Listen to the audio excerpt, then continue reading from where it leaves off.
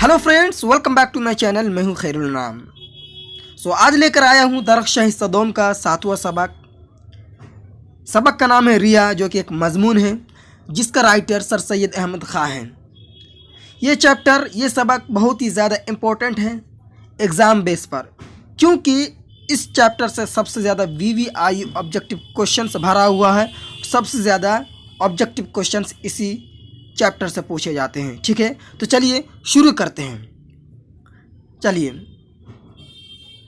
सबसे पहले हम बात करेंगे सर सैयद अहमद ख़ां के बारे में, उनकी हयात और ज़िंदगी के बारे में। ठीक है, ध्यान से गौर से सुनिएगा।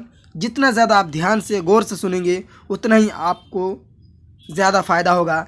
याद रखने की जो कैपेसिटी है वो सबसे ज़्यादा बढ़ेगा। ठीक है, चलिए। पैदाइश किसकी? सर सैयद अहमद ख़ां की।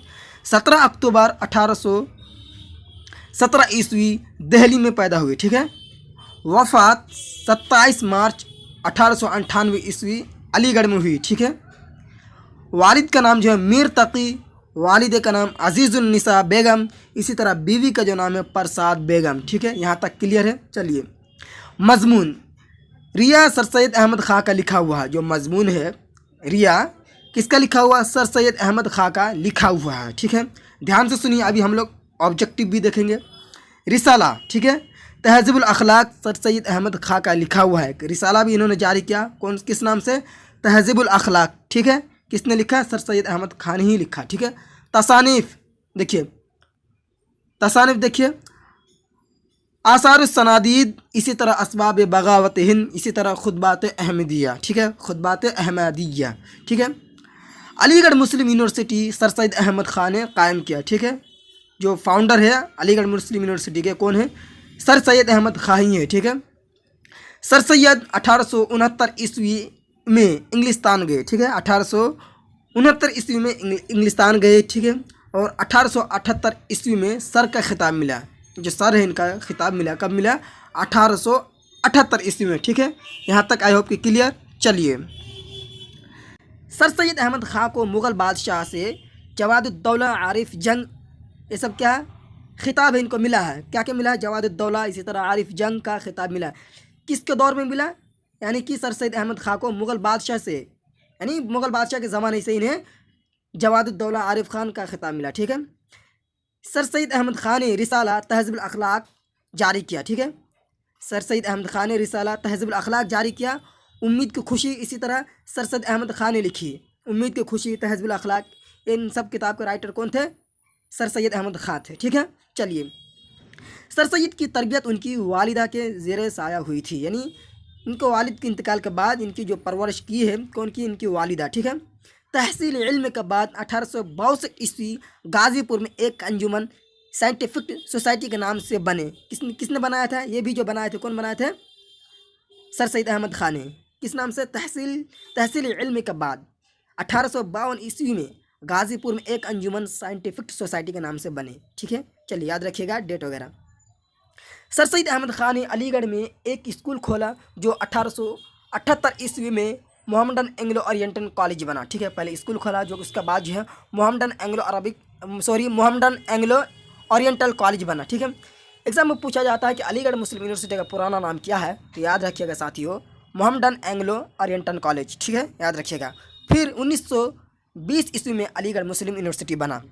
ठीक है, सबसे पहले एक स्कूल खोला 1878 ईस्वी में, फिर उसका नाम रखा मोहम्मदन एंग्लो ओरिएंटल कॉलेज। उसके बाद फिर 1920 ईस्वी में अलीगढ़ मुस्लिम यूनिवर्सिटी बना। डेट वगैरह बिल्कुल साथियों अच्छे से याद रखिएगा। ठीक है, अब हम देखते हैं MCQ। ठीक है, मल्टीपल चॉइस क्वेश्चंस।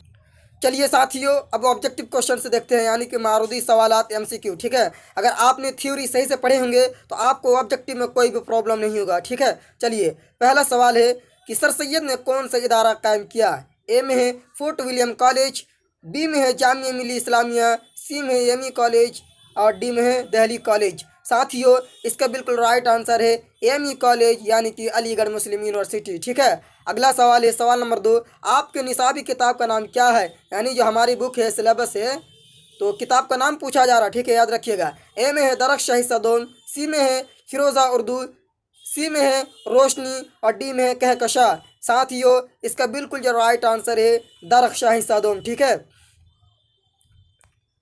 अगला सवाल है सवाल नंबर 3, सर सैयद को मुग़ल बादशाह से कौन सा खिताब मिला?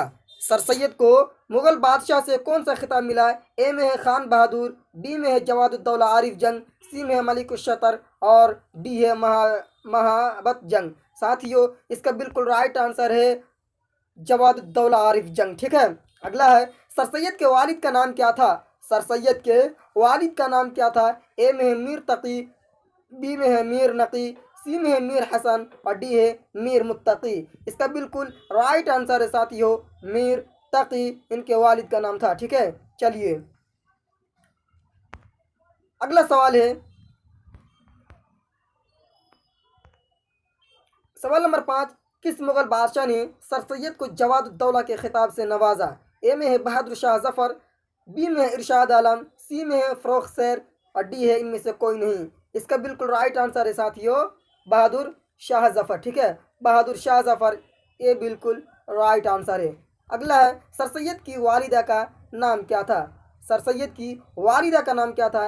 ए में है नूरुन्निसा बेगम, बी में है सदरुन्निसा बेगम, सी है अजीज़ुन्निसा बेगम और डी है बदरुन्निसा बेगम। इसका बिल्कुल राइट आंसर है अजीज़ुन्निसा बेगम। सी बिल्कुल राइट आंसर है। ध्यान से गौर से सुनिए। ठीक है। चलिए अगला है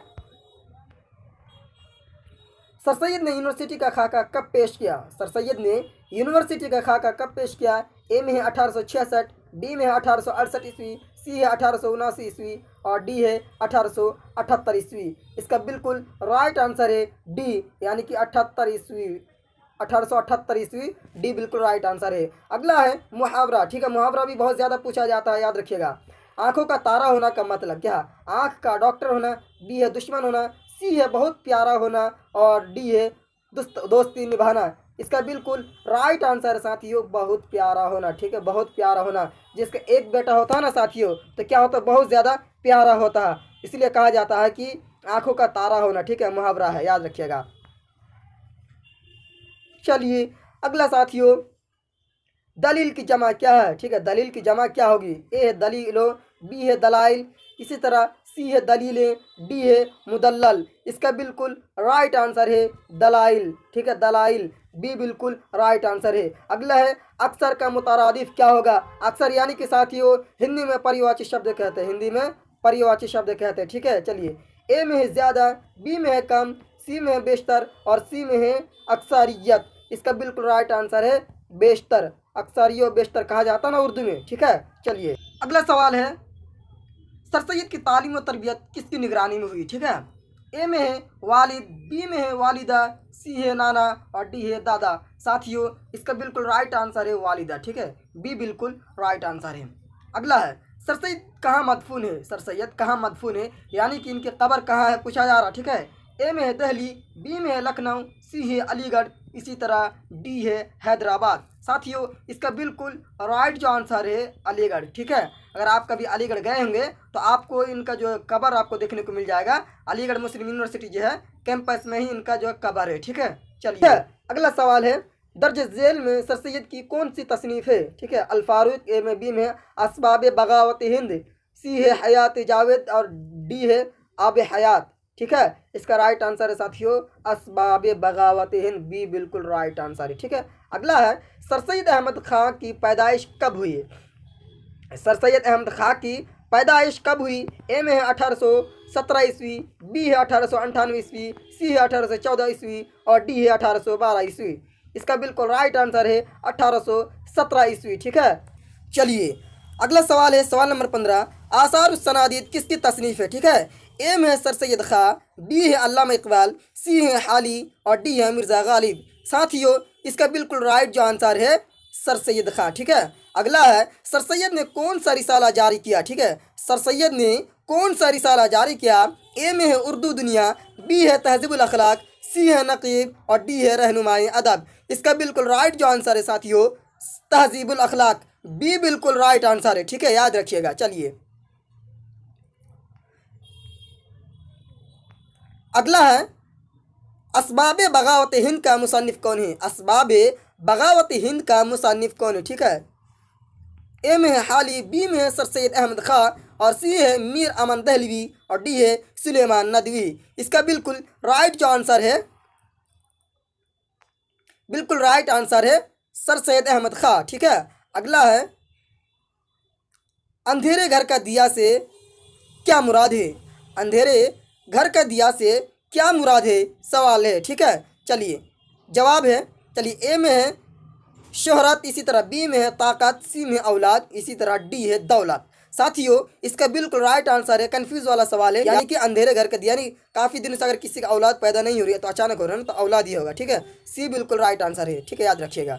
20 नंबर सवाल है कि सर सैयद के आबा व अजदाद किस बादशाह के दौर में हिंदुस्तान आए थे। ठीक है, किस बादशाह के दौर में हिंदुस्तान आए थे। ठीक है, देखिए ए में औरंगजेब, बी है शाहजहां, सी है अकबर, डी है जहांगीर। साथियों इसका बिल्कुल राइट जो आंसर है शाहजहां, बी बिल्कुल राइट आंसर है। ठीक है, अगला है सर सैयद के आबा व अजदाद कि मुल्क से हिंदुस्तान आए थे, यानी किस मुल्क से हिंदुस्तान आए थे।